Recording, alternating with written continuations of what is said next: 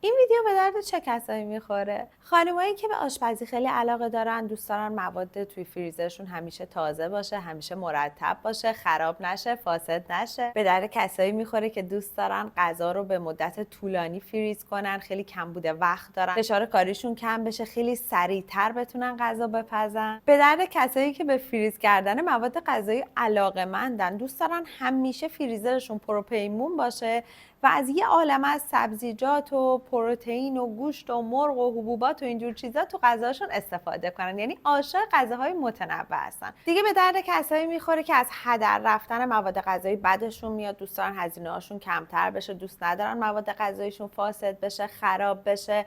به درد کسایی میخوره که به نظم خیلی اهمیت میدن، دوست دارن همیشه همه چی سر جای خودش باشه، خونهشون همیشه مرتب باشه، تمیز باشه، مخصوصا داخل یخچال فریزرشون. به درد کسایی میخوره که عاشق بسته‌بندی و نظم هستن، دوست ندارن فریزرشون بوی بد بده. خلاصه که اگه جزو این دسته از افراد هستی، حتما این ویدیو رو تا آخر نگاه کن، چون هم کمکت میکنه که وقت اضافه هدر ندی برای غذا درست کردن، هم کمک میکنه غذاهای متنوعی داشته باشی، مواد غذایی فاسد نشه و همیشه یخچال و فریزرت مرتب و منظم باشه.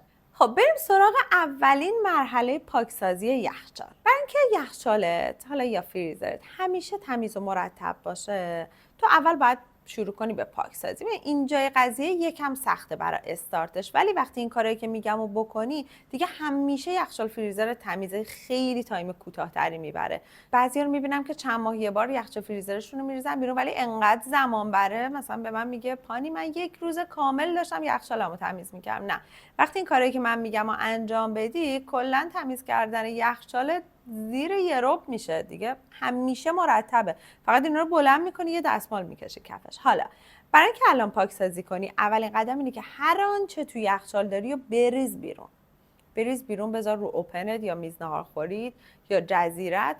کلا یخچال رو خالی کن، دونه دونه قفسه ها رو در بیار، با شوینده بشور، بذار خوش شه. این مرحله اوله که یکم زمان میبره. دومین قدم اینه که مواد غذایی تو گروه بندی کن. مثلا یه قسمت لبنیات رو بذار، یه قسمت سبزیجات و میوه که بهتره تو اون کش و پایینیا باشه، یه قسمت ادویه ها، چون بعضیا توی شهرهای مرطوب زندگی میکنن، ادویه‌هاشون رو باید توی یخچال بذارن، یه قسمت خشکباره. حالا من بعضی وقتا خودم زرشک و کشمش و اینا رو توی یخچال نگه میدارم.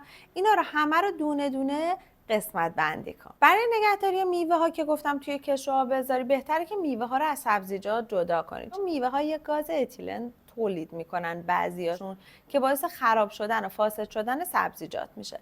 و از همه مهمتر، به هیچ عنوان میوه ها نم نداشته باشن، یعنی خشک باشن. اگه تونستی با یه دستمال تمام خیسیشون رو بگیر، بعد بذار تو اون کشو، چون در جا از شکل و قیافه میافتن یا کپک میزنن، حتی میوه بغلیاشون هم خراب میکنن. لبنیات مثل شیر، کره، پنیر، اینجور داستانا رو بذار تو طبقات بالا، همه کنار هم بچین که بدونی لبنیات دقیقاً کدوم قسمت قرار داره، که تموم میشه ای نری اضافه وسیله بخری. دیدی وقتی ما یه چیزی داریم هی میریم خرید میکنیم، پس تو همه رو بذار کنار هم. برای همین میگم که باید دسته‌بندی کنی.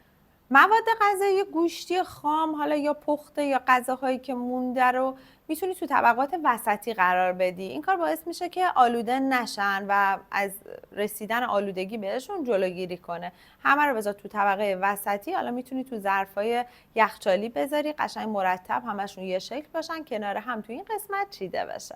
روش بعدی اینه که از سبدا یا جعبه‌های نظم دهنده شفاف استفاده کنی. این کار باعث میشه که مواد غذایی که مثل همه کنار هم باشه. مثلا من یه مدت وسایلی که برای صبحونه بود، مثل کره، پنیر و اینجور داستانا رو، همه رو توی این باکسا میذاشتم. خیلی کمکم میکرد. میخواستیم صبحانه بخوریم دیگه 10 تا چیزو نمی آوردم ببرم، کلا اون باکس رو می آوردم، صبحانه‌مون رو می‌خوردیم، کلش رو می‌ذاشتم سر جاش که همه چی، هر چیزی که مربوط به صبحونه بود تو اون باکسه بود. کار بعدی که انجام میدی اینه که برچسب گذاری کنی. یعنی روی مواد غذایی یا روی این باکس‌ها برچسب بذاری، تاریخش رو بذاری. ببین یه وقتی مثلا فکر کن ما کشمش می‌خوایم، بعد میریم کشمش می‌خریم 2 تا 3 تا، بعد اون قبلیه رو استفاده نمی‌کنیم، جدیده رو استفاده می‌کنیم. ولی اگه رو هر کدومشون، تو هر باکسی که ریختی یا تو هر شیشه‌ای که ریختی، برچسب بزنی قشنگ دیگه همیشه نظم داره و همیشه مشخصه کجاست. از همه مهمتر این که نمیذاری تاریخ انقضاشون بگذره دوباره ضرر کنی مجبور شی بریزی دور. نکته بعدی که باید دقت کنی اینه که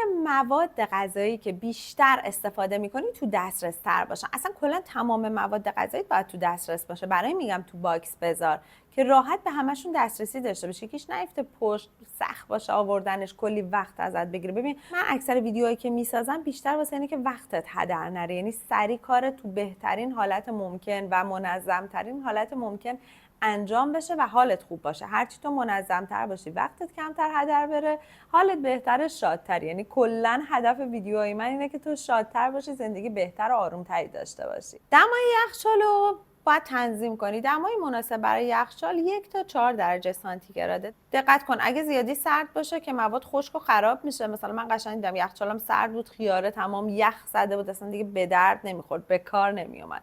اگرم زیادی گرم باشه که فاسد میشه. پس حواست باشه دمای یخچال باید تنظیم باشه. کار بعدی که میکنی تاریخاشون رو چک کن. دقت کن کدوماشون به تاریخ انقضا نزدیکن، اون زودتر اونو کلکشو بکن. یعنی یه غذایی باهاش درست کن، استفادهشون کن، کلکشو بکن، بعد برو سراغ اونایی که تاریخشون دیرتره. یخچالت همیشه مرتب باشه. با این روشی که بهت یاد دادم باکس بکنی، فقط کافیه هر کدومو در بیاری، یه دستمال سری زیرش بکشی، اصلا نذار هیچ لکه‌ای توی یخچالت بمونه. به محض که این اتفاق میفته یه دستمال سری بکش، یعنی کلا اصلا زمان خاصی نمیبره ازت، ولی اینجوری همیشه یخچال تمیزه. از با این روشایی که بهت گفتم یخچالت همیشه فضای اضافه داره، یعنی تو قشنگ همه چی تو دسترس، همه چی رو میبینی، چی داری چی نداری. یخچالت انقدر پر نیست که یه غذا انقدر عقب بمونه که بگی وای یادمون رفت این غذا رو میل کنیم. بچه راجع به یخچال که هرچی لازم بوده بهتون گفتم. باز تاکید میکنم هر کدومو تو قسمت خودش بذار، قسمت سسا، قسمت میوه ها. فقط حواست باشه که اگر یه سری از میوه ها رو کنار هم بذاری اینا باعث فاسد شدن هم میشه. من حتما یه ویدیو به زودی براتون درست میکنم که چجوری میوه ها رو نگه داریم که بیشتر بمونن، چجوری خیار رو یه جوری نگه داریم که تازه بمونه، موز رو چجوری نگه داریم، سیب که البته خودش میمونه خوب، گلابی و چجوری. اینا رو حتما براتون ویدیو درست میکنم، دونه دونه بهتون میگم. واسط باشه حتی الامکان اینا از هم جدا باشه، تو باکس های کوچیک‌تر یا حالا میتونی تو کیسه های جدا، حتی کیسه های پارچه‌ای بذاری، ولی تو همون کشوی مخصوص به خودشون بذاری. یعنی اگر جدا از هم باشه خیلی به نفعته. حالا بریم سراغ فریزر. شاید برات سوال پیش بیاد فریزر چجوری نظم بدیم، چجوری بسته بندی کنیم. ببین ما باید بسته بندیمون جوری باشه که هم از سوختگی اونا به واسطه یخ جلوگیری بشه، هم منظم مرتب باشه، هرچی هم سر جای خودش باشه و اندازه هاش هم اوکی باشه. بهترین چیزی که همیشه به ذهنمون رسیده و از قدیم انجام دادیم کیسه های فریزریه، ولی به خاطر حفاظت و حمایت از محیط زیست بهتون پیشنهاد میکنم از این ظرفای فریزری که تقسیم بر 4 شده یا تقسیم بندی داره. من خودم یک بار چند سال پیش گرفتم، هنوزه دارم. تو اینا قشنگ میتونی تقسیم بندیات انجام بدی. من حتی حبوباتمو خیس میکنم یه روز کامل، میریزم تو آبکش، آبش رو که گرفتم دونه دونه تو این ظرفا میذارم. یعنی یه موقع بخوام عدسی درست کنم، قرمه سبزی درست کنم یا آش دوغی چیزی درست کنم، نخود احتیاج داشته باشم، من همیشه حبوبات آماده دارم دیگه. نیاز نیستش که 3 ساعت حالا برم خیسش کنم یا خیلی زودتر از آب بگیرمش. نه، اینا رو همه رو تو این ظروف میذارم. یا حتی میتونی گوشت چرخ کرده رو بذاری واسه مرغ کوچیکه، باید از ظرفای بزرگتر استفاده کنی. ولی اینا کلا کارتو راه میندازن، تو همیشه آماده داری. یه وقتایی هم من گوشت چرخ کرده میگیرم برای اینکه وقتم هدر نره، همون روز اول نگاه میکنم این گوشت چرخ کرده چه بلایی سرش بیارم، یه تیکشو میذارم برای ماکارونی. برای ماکارونی قشنگ رب میزنم، مواد ماکارونی درست میکنم تو همین قسمت ها میذارم. یعنی بخوام ماکارونی درست کنم کافیه که خود ماکارونی من بریزم تو آب جوش، بریزم تو آبکش و اینو قاطیش کنم. یعنی زمانی دیگه از من نمیبره. این خیلی گزینه خوبیه، اما به شرطی که شما وقتی گوشت رو میخری یا مرغ رو میخری همون روز بلا سرش بیاری و فریزش کنی. یعنی اون روزی که گوشت یا مرغ رو میخری از صبح تا شب تو خالی کن برای اینکه مواد اولیه غذاها رو درست کنی، فریزش کنی. اما اگر مثلا تو مرغ رو فریز کنی بعد در بیاری مواد بزنی دوباره فریز کنی، نه دیگه، یعنی داری سم وارد بدنت میکنی. یک بار باید غذا فریز بشه، بعد فریز در بیاد و خورده بشه. اگه میبینی وقت این کار نداری، همون حالت عادی مثل قدیما مرغ و گوشت رو بشور و قشنگ بریز تو آبکش، آبش گرفت، فریزتو انجام بدی. خودتون هم این کارا رو ماشاءالله بلدین. اما اگه مجبور شدی از کیسه استفاده کنی، از کیسه فریزر، من پیشنهاد میکنم این کیسه های زیپ دار استفاده کن که مثلا هوا توش نمیره، خیلی موندگارتر، واقعا مناسب بسته‌بندی مواد غذایی تو فریزره. بعضی از مواد غذایی مثل گوشت یا ماهی رو میتونی توی فویل آلومینیومی بسته‌بندی کنی، یعنی قشنگ دور تا دورش رو ببندی، هیچ هوایی داخلش نره، فریزش کنی، یا از کاغذهای فریزری استفاده کنی، اینجوری هم بهتر میمونن، هیچ هوایی بهش نمیخوره، نفوذ هوا هم به داخلش جلوگیری میشه. برای تقسیم بندی مرغ و گوشتت هم پیشنهاد میکنم اونا رو به قطعات کوچیک‌تر تقسیم کن و هر اندازه‌ای که لازم داری با همون فویل آلومینیومی خیلی خوب میتونی ببندیش، یا همون ظرفایی که گفتم، حالا بزرگترش رو میتونی تهیه کنی، دقیقاً اندازه که نیاز داری در بیار، اندازه یه وعده. حالا بعضیا وقت ندارن اندازه 2 وعده غذا درست میکنن، خب اینا رو دونه دونه یه جوری که به هیچ عنوان هوا بهش نفوذ پیدا نکنه. بعد هر کدومو کنار هم بذار، قسمت مرغا جدا، گوشتا جدا، گوشتای چرخ کرده جدا، ماهیا جدا، کلا هر کدومو تو قسمت مخصوص به خودش بذار. برای سبزیجات بهت پیشنهاد میدم بلانچشون کنی. بلانچ یعنی چی؟ یعنی سبزیجاتو که شستی، حالا به اندازه هایی که دلت میخواد درشون بیار، اسلایسشون کن، بعد بریز تو آب جوش، اندازه چند دقیقه، مثلا 3-4 دقیقه، بعد سری در بیار بریز تو آب یخ. اینجوری باعث میشه که رنگ و روش رو از دست نده، طعمش هم از دست نده، اون یخه هم کمک میکنه که فرایند پخت رو متوقف کنی.